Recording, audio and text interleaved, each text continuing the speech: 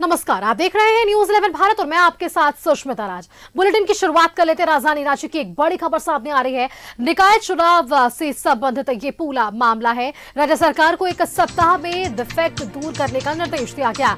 Jharkhand high court के double bench में यह सुनवाई हुई है। एकल पीठ के आदेश के खिलाफ सरकार डबल बेंच पहुंची है। एकल पीठ ने 4 जनवरी 2024 को सरकार को 3 सप्ताह में चुनाव कराने का निर्देश दिया था। आदेश के खिलाफ सरकार ने 25 जनवरी को खंडपीठ में अपील याचिका दायर की थी।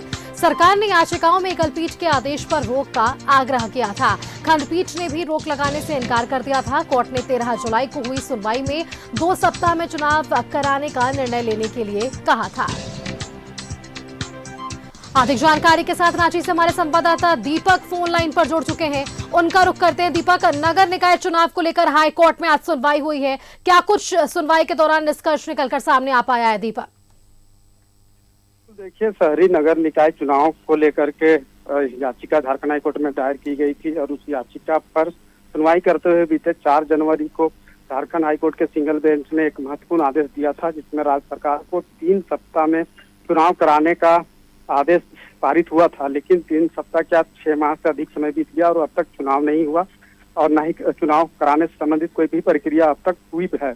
और इसी को लेकर जब सिंगल बेंच ने जो आदेश दिया था, उस आदेश के खिलाफ राज्य सरकार ने झारखंड हाई कोर्ट के डबल बेंच में याचिका दायर की थी और सिंगल बेंच के आदेश को चुनौती दिया था और सिंगल बेंच के आदेश पर रोक लगाने का मांग राज्य सरकार के द्वारा किया गया था, जिस पर सुनवाई करते हुए झारखंड हाई कोर्ट के डबल बेंच ने फिलहाल रोक लगाने से इनकार किया था।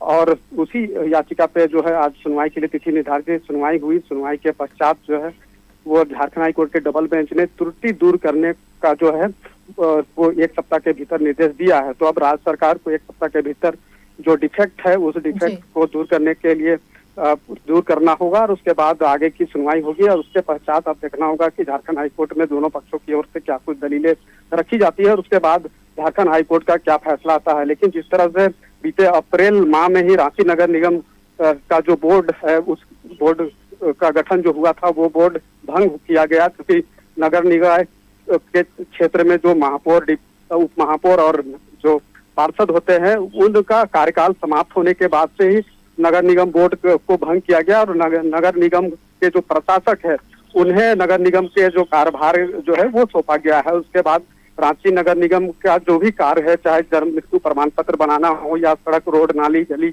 में जो भी काम होते हैं जो शहरी इलाके में होते हैं, वो नगर प्रशासक के जिम्मे में अभी चल रहा है और इससे कहीं ना कहीं आम लोगों को काफी परेशानी का भी सामना करना पड़ रहा है। और इसी को लेकर के पार्षदों के द्वारा, जो निवर्तमान पार्षद है उन लोगों के द्वारा झारखंड हाई कोर्ट में याचिका दाखिल कर जल्द से जल्द चुनाव कराने की जो मांग है वो की गई थी। अब देखना होगा कि जब अगली तिथि पर जब सुनवाई होगी तो उसके पश्चात क्या कुछ जो है वो झारखंड हाई कोर्ट के तरफ से सुनवाई के पश्चात आती है और तब तक फिलहाल तो इंतजार करना होगा, क्योंकि डिफेक्ट बिल्कुल दीपक, अब देखिए इंतजार करना होगा कि अब इस पर क्या कुछ और जानकारी निकलकर सामने आ पाती है। बहुत बहुत धन्यवाद दीपक, हमारे साथ जुड़ने के लिए और ये जानकारी हमारे दर्शकों के साथ साझा करने के लिए।